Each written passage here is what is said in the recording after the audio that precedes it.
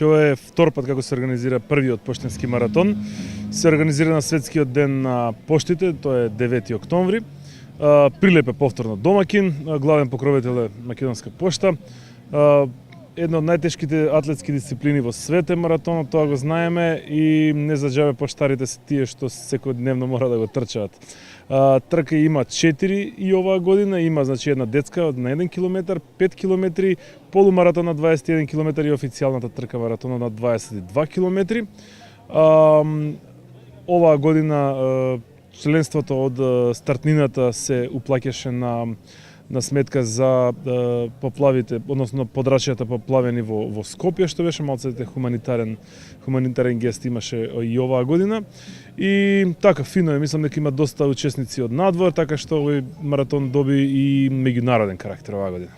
Ова исто трака е сертифицирана од меѓународната организација за трчање на долги стази, што значи дека и ова време официјално влегува во светските времиња на тркачки и на маратони. Иначе јас сум член на најклубот од Скопје и ова ќе биде мој трет полумаратон.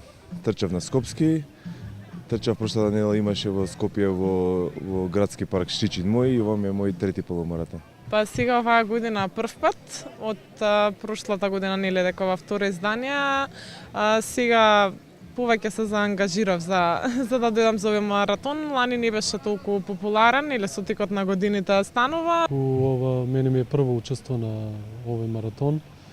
Бидејќи слушнав за минатата година беа тие што учествува има добри печатоци од самата организација и затоа се решив да учествувам ова година. Со трчање се почела скроз спонтано. Со трчање започнав сосема спонтано. Тренирав претходно одбојка. Престанав со тој спорт и започнав да трчам. Па потоа следуваше прв маратон, втор маратон и сега веќе професионално се занимавам со трчање. Денеска ќе трчам на долгиот маратон 42 километри.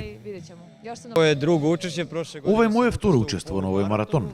Лани учествував во полумаратонот на 21 километар.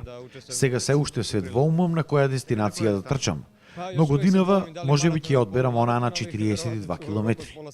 Во овие маратони најбитно е да ја завршиш трката, а помалку важно е на кое место ќе завршиш.